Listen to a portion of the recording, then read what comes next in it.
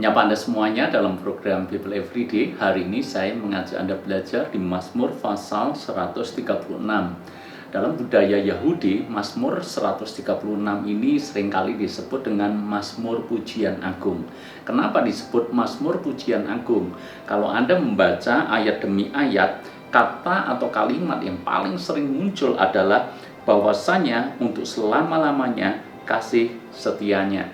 Jadi, satu kalimat diucapkan, lalu kemudian disambung dengan ucapan bahwasanya untuk selama-lamanya kasih setianya.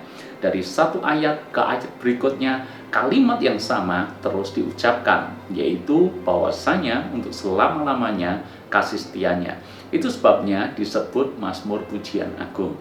Lalu kalau Anda membaca di dalam pasal 136 terdiri daripada 26 ayat, sesungguhnya bisa dibagi menjadi 3 bagian. Mari kita akan belajar sama-sama di dalam 3 bagian ini. Bagian yang pertama kita akan coba baca di dalam ayat yang pertama sampai pada ayat yang ke-9. Di ayat pertama sampai 9 ini merupakan bagian tentang kebesaran Tuhan di dalam ciptaannya.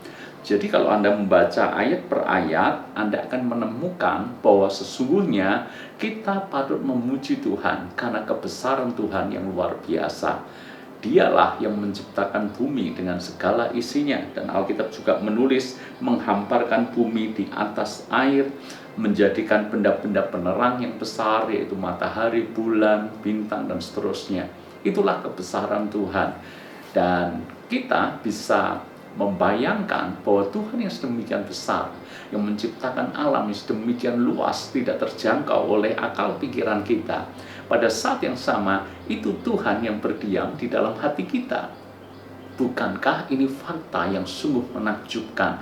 Sebab Tuhan yang sedemikian besar, itu bersedia tinggal di dalam hati kita. Siapa kita ini? Alkitab menulis bahwa manusia itu dibandingkan dengan kebesaran Tuhan, itu mirip dengan setitik debu, setetes air, sangat kecil, setetes air di antara lautan samudera. Sungguh tidak bisa dibandingkan. Tetapi Dia yang transenden, Allah yang menguasai bumi dengan segala isinya, tapi pada saat yang sama Dia adalah Allah yang imanen, Allah Immanuel, mau beserta dan mau tinggal di dalam hati kita. Karena itu bersyukur dan beruntunglah kita yang menjadikan Kristus Yesus sebagai Tuhan dan Juru Selamat. Sebab Alkitab mengatakan ketika kita memutuskan untuk percaya kepada Yesus, maka Tuhan berdiam di dalam hati kita.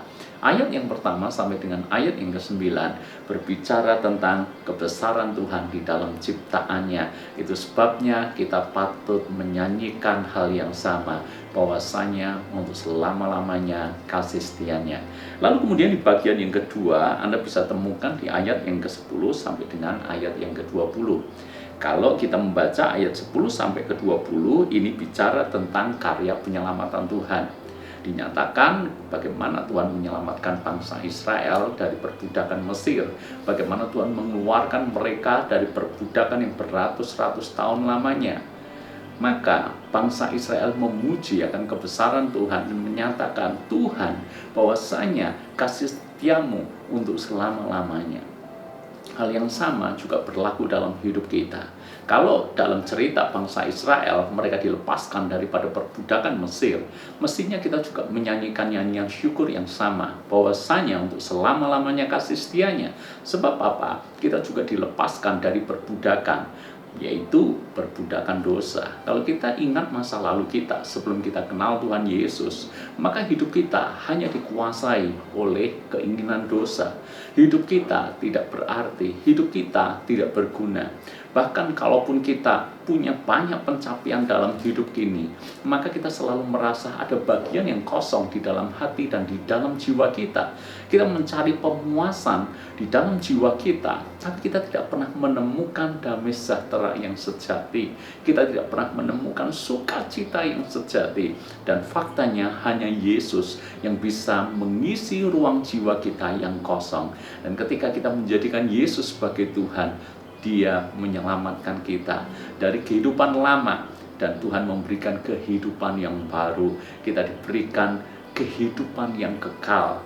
karena keselamatan diberikan kepada setiap mereka semuanya yang memutuskan untuk percaya kepada namanya. Bukankah ini hal yang patut kita syukuri juga? Ingat, di luar sana ada banyak orang berusaha mencari jalan keselamatan, tapi mereka tidak menemukannya. Kita hari ini sudah berada di jalan keselamatan itu, tersedia rumah di dalam kekekalan bagi kita, bahkan mahkota kehidupan diberikan kepada kita. Bagian yang ketiga adalah tentang bagaimana berkat di tanah perjanjian. Bangsa Israel tidak hanya diselamatkan dari Mesir, tidak hanya dilepaskan dari perbudakan Mesir, tapi mereka juga dituntun melalui padang gurun yang ganas, dipelihara, dicukupkan, dilindungi, dijagai pada saat mereka melintasi padang gurun, hingga sampailah mereka di tanah perjanjian. Tanah yang penuh dengan susu dan madu, tanah yang penuh dengan berkat, dan berkatnya sangat luar biasa. Salah satu tanah terbaik di dunia. Saudara-saudara, hal yang sama berlaku dalam hidup kita semuanya. Tuhan tidak hanya menyelamatkan kita, tapi juga Tuhan menuntun kita ke tanah perjanjian.